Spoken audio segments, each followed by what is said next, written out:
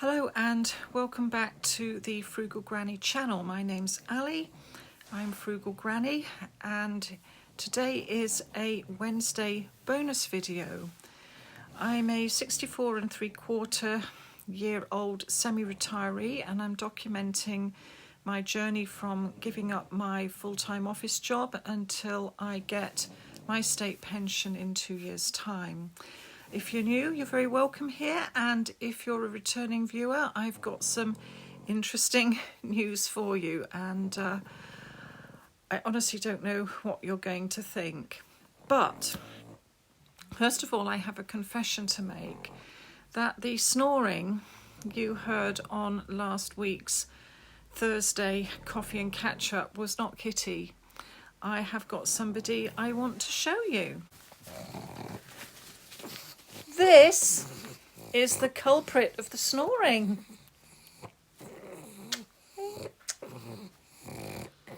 Can you hear her? She's quite a snortlepuss, isn't she? This is Bella.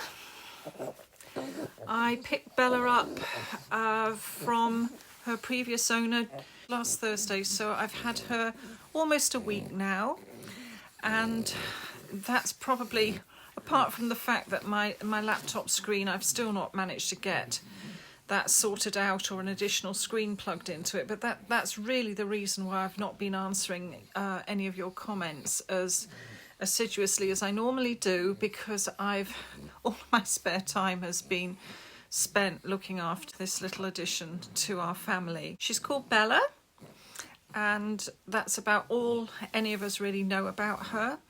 I found her on a rehoming website. I've been looking at her for a few weeks.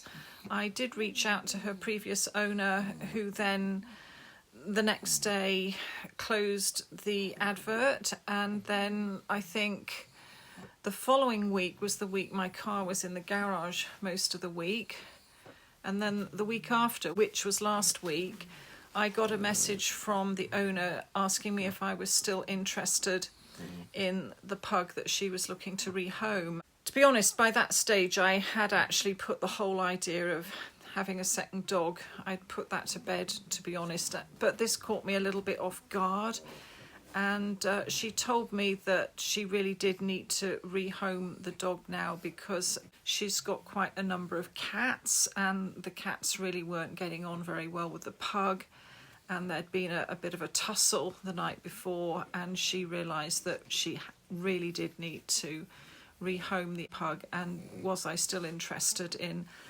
taking her on? Well, honestly, I'm the person who jumps in rivers to save baby ducklings. What do you think I was going to say?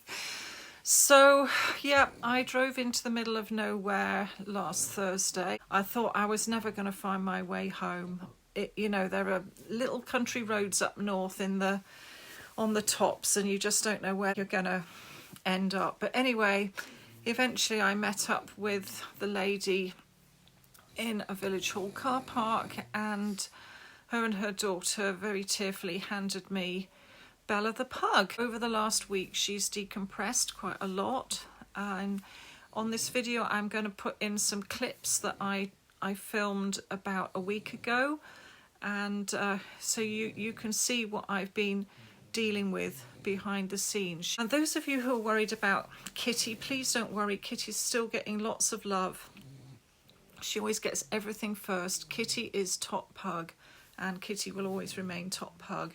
The reason I've got this pug is because my son is concerned that he won't always be living with me at this house, and he is a bit concerned that once Kitty gets her rainbow ticket that I would be left on my own. He's also a bit concerned that as Kitty gets older and I've got to keep working at the supermarket, Kitty might be on her own for considerable lengths of time, and wouldn't it be a good idea if I got another dog to keep me company in the long term and Kitty in the short term? And to be honest with you, I could see the reason in his argument, though I will be honest with you that having a second pug was not even on my retirement budget planning list. It really was. Having a dog of any sort was an unnecessary expense, something I didn't think I could afford. Let's just have a look at the clip that I took last Friday morning, and it actually looks like a still photograph, but it isn't. It's live video, and it just shows you sort of how into herself and frightened she was when she arrived.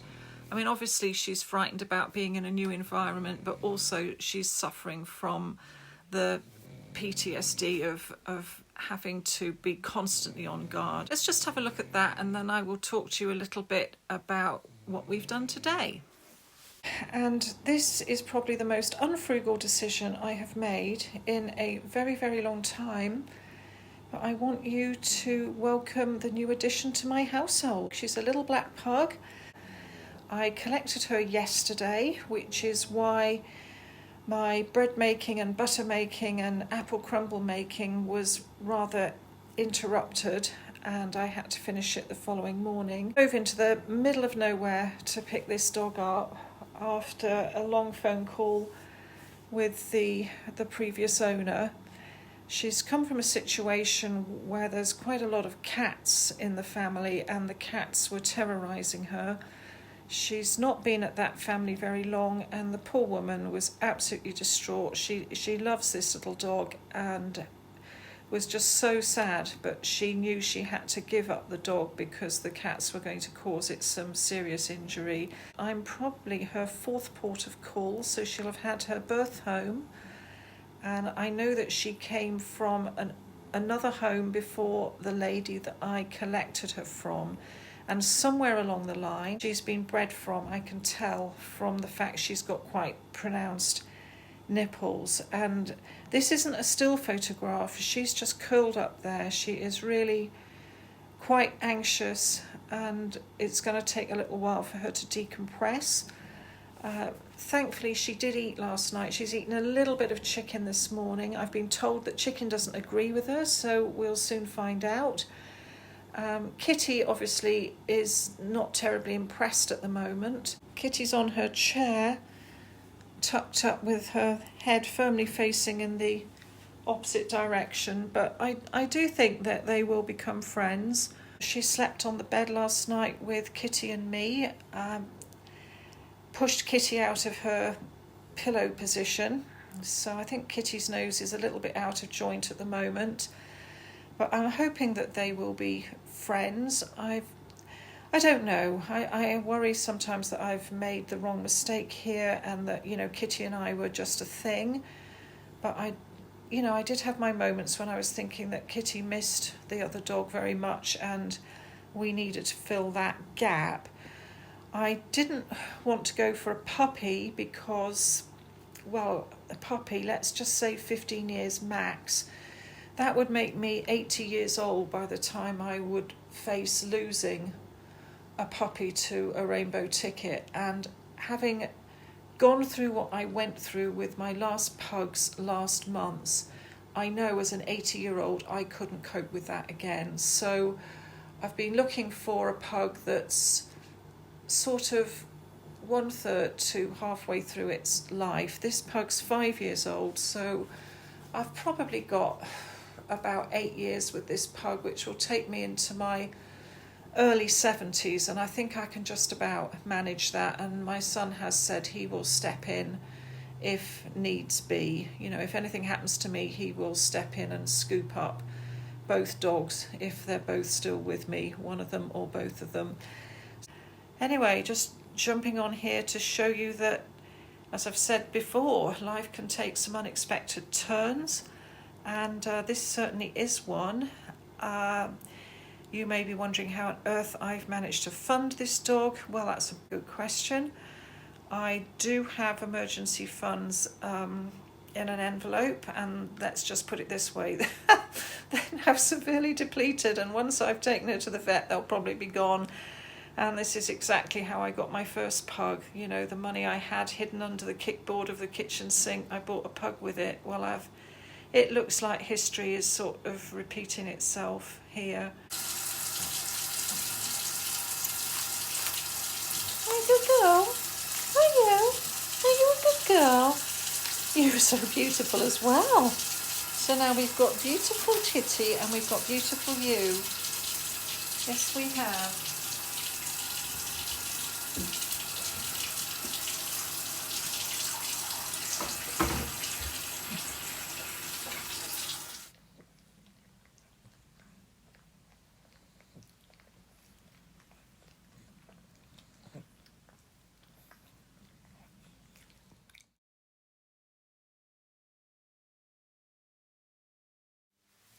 Okay, so you've seen a little clip of what Bella was or really wasn't doing when she arrived here. That was Friday morning, the clip that you've just seen.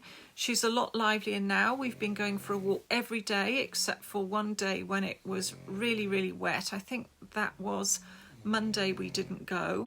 She has been suffering from stress incontinence, so I've had quite a lot of laundry to do and I'm having to approach her very, very gently. You know, even if we're going to move from the sitting room to the kitchen, or from the kitchen we're going upstairs, I have to sort of encourage her, because if I try and force her to move, then she has some stress incontinence and I've got another load of laundry. So she and we are adjusting to each other, and as I said before, Kitty always goes first, or I pick Kitty up, because Kitty has got to remain top pug. But we're getting a lot better. I think I've only had one incident of stress incontinence this morning, which is great. I mean, the other day the washing machine went on 4 times, which is not ideal. I think some of you know the battle I've had with trying to cut my water consumption, but I'm just biting my tongue about this one for now, because I know that it's temporary. This morning we went for, well, Kitty, Bella and we went to the vet for Bella's first vet visit. As far as I know, she was not inoculated, so she's had the first of her inoculations, and we're going to go back in 4 weeks for the second dose. She's had a flea injection that will cover her for a year, and I've got some dewormers that she will eat with her dinner tonight. She's a really good eater, so I don't think I'm going to have any trouble getting those dewormers down her. We've got the microchip number off her, and the vet's receptionist has given me the name of the microchip company so I can ring up and get that changed. The previous owner is expecting a phone call or an email from that company so that she can give consent to transfer ownership. I just think yes, also she's had a health examination, her heart seems fine. It is obvious that she's had a litter of puppies.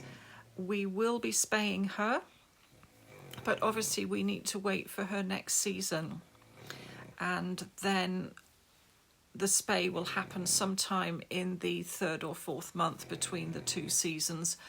And I've registered Bella with the same monthly pet subscription plan that my vet runs, that Kitty has got. So this morning I didn't have to pay a massive amount of money for all this treatment. I paid for 2 months up front of the monthly subscription, and then the direct debit will kick in November, and that's going to be £19.50 a month. Obviously this isn't the most frugal of decisions that I've made, and I think for the time being be cutting my emergency fund by £20 a month to pay for this extra direct debit. That's all I can do about that at the moment.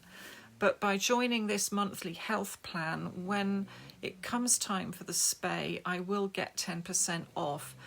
I'm not sure how much the spay is going to cost at the moment. When I go back in 4 weeks' time to get the top-up vaccination, then they will give me an estimate for how much the spay operation is going to cost. And in the meantime, I'm just going to try and put some money aside to cover that. I mean, I'm thinking it's going to be at least £300, if not more, because we're talking anaesthetic, and it's a major operation. But we'll cross that bridge when we get there. I just think to myself, half of me thinks I'm mad, half of me is really thrilled about this, and I'm really, really happy. The sensible side of me says I'm a complete idiot. The other side of me, says, well, this is the way to go. But so anyway, that's my big announcement. And Bella was being a bit wriggly. She's not sort of used to talking to the camera yet. But let me cut to the end now, and you can see not just Kitty, but Kitty and Bella both snoring very loudly. And as I said, the snoring last Thursday was not Kitty, and I really couldn't say a thing. I just felt people were saying, oh, Kitty's snoring very loudly today, and it's not Kitty. No, it's not Kitty, but I can't tell you yet. I didn't want to tell anyone straight away. I just wanted to give the dog time, Bella time to decompress. I wanted to give Kitty time to realise that I wasn't just looking after this dog for a few days. I wanted to give myself time to figure out if I could manage this, or whether I really needed to pass the dog on to a pug rescue charity. I do know of 2 pug rescue charities that I could have contacted. It wouldn't have been ideal, but I'm realistic enough to know that there are only certain situations that I can handle, and other people are more experienced and a lot well trained in this sort of thing. But so far so good, and hopefully Bella is going to stay. I have every intention that she is going to stay. Anyway, so let's just have a look at the 2 sleeping beauties, and then I need to do my swatting up for coffee and catch up, which I really do need to get on with filming this afternoon. But anyway, thank you for stopping by to see my big news. I hope it's not too much of an anticlimax or a shock. And so we will be catching up with 2 pugs in future now. So thank you very much for dropping by, and I'll talk to you again tomorrow in the coffee and catch up, which I am probably going to start filming as soon as I've got this one ready to go. All right, I'll see you all tomorrow. Bye-bye for now.